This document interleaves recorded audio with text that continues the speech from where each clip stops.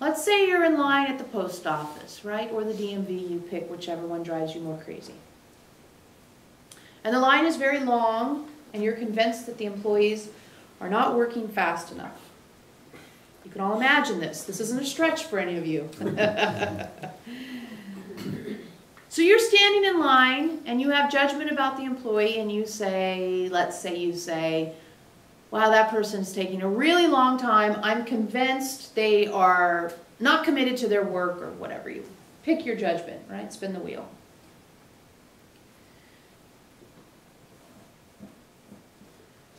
In that moment, you are being mean to yourself, and we want to explain how, because we think you might be missing this bit. Because what's really being said, if not out loud, but what's really being said is, that person sucks at their job, and I'm stupid for being in this line. I'm stupid for coming to the post office at this time of day. What was I thinking by showing up here now? Etc., etc., etc. That's the unspoken part of judgment. That's the unconscious part of judgment that we want you guys to be more aware of. When, you know, you've had this saying, when you point a finger at someone, there's 3 fingers pointing back at you. Of course, that's true. But what we want you to know is those 3 fingers aren't just saying the same thing you're saying to that person. You're not committed to your job. What it's really saying is you're not committed to your job, and I can't believe I'm here having to deal with you, because I must suck if I'm doing this. Shortcut way of saying it, right? We always just throw in I must suck is how you mean to yourself. When you look at another and you judge them, some people have said recently to Veronica, well, I know when I'm judging someone else, I'm really just judging me. Okay, fine. That's not deep enough for our satisfaction. When you're judging another, you're being mean to yourself. That's the part we want you to be really clear on. Because as you judge another, and you're mean to yourself in the process, where are you? Level 1, duality, right? We know you get upset when people tailgate you in the car, right? This is your trigger. Probably the trigger for other people too, but we're picking on you because we know it's your trigger. So when you say, that asshole's tailgating me, inside of you it's also, why the hell am I driving right now? Maybe I should have left earlier. Maybe I should have left later. You know, there's that criticism of self inherent in a judgment. And you guys are good at criticizing yourself, and you look for places to criticize yourself because it's familiar suffering. It's a place where you're comfortable, you see. And this is something to be very aware of, and we're getting into subtleties now. Just like if we poured water in something, the water's going to go in the cracks, right? It's going to try to go down. That's what water does, right? When you have experiences, you are habituated to look for the place to be mean to yourself first. It's just true. We don't have to, nobody has to argue it. When we know we don't have to convince you. You look for the place to be mean to yourself. When you get the survival instinct tied up into judgment, you're taking a very base level energy and you're tying it up into usually anger and wrapping it up with the bow of self-judgment, being mean to yourself. So you can see very quickly that you fall not down the layers, but off the couch and onto the floor and then roll out the door into the yard. It's not healthy. And it's one of the places we think you have been hiding unconsciousness. Hiding unconsciousness and hiding cruelty to yourself and hiding the idea that you are able to live in level 5. It's very easy to point fingers at lots of things and judge those things.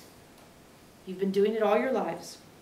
And because there's this idea of, well, I need to set preferences and I need to have boundaries to be a healthy light worker. Healthy light workers have boundaries. We've told you guys that a million times. It's true. Healthy light workers have boundaries. But healthy light workers don't have to judge to have a boundary. That's why we did with the difference between preferences and judgment all that time ago. Because healthy light workers do not have to judge to have a boundary. You can look at something and you can say, that's not for me. That's not for me. What is for me? That's not for me. What is true now? That's not for me. What is true now? That's not for me. What is true now? That's not for me. Why the hell are they doing that? Why couldn't they? Shouldn't they? Why should? That's not for me. What is my truth? That's not for me. What is my truth? You have to do both parts. Because that's not for me, you can't stay in that's not for me. You have no practice.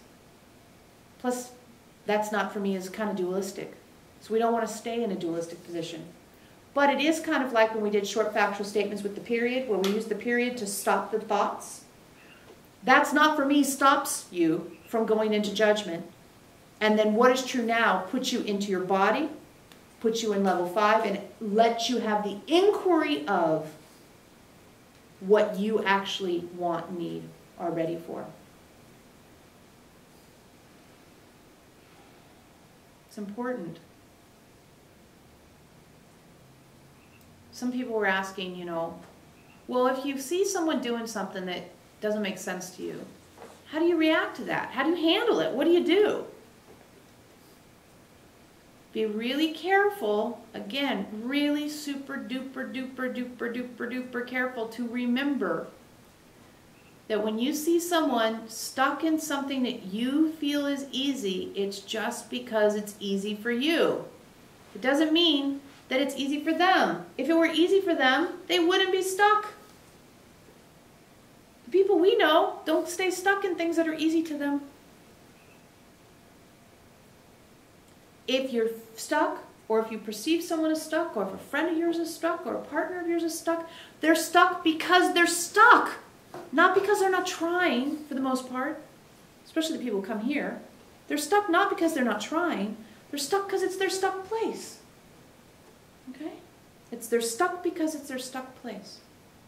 What they need is compassion from you, not judgment. And awareness from you that you can be part of their stuck place without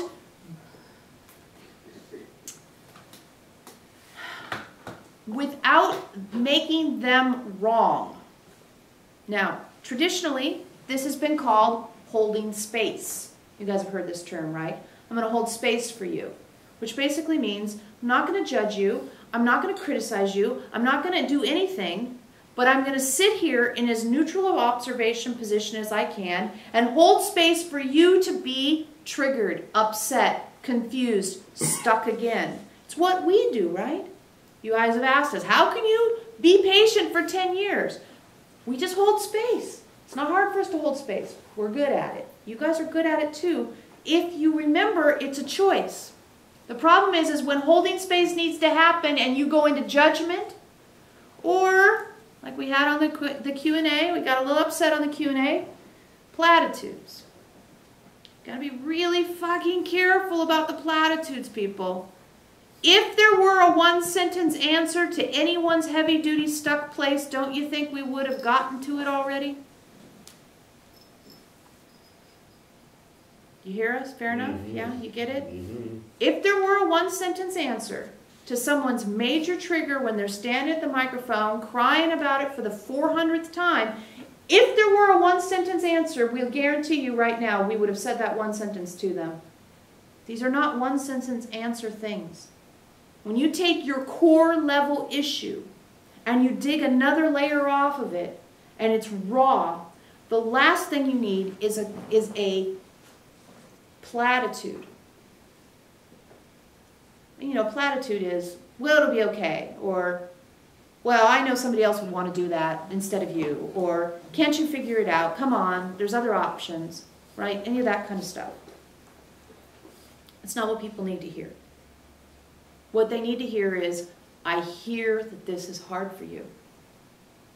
I see that you have worked hard on this and you're still working on it. What would you want to hear? You all know what your biggest trigger is. And if you were standing at the microphone and upset about it, how would you want people to support you?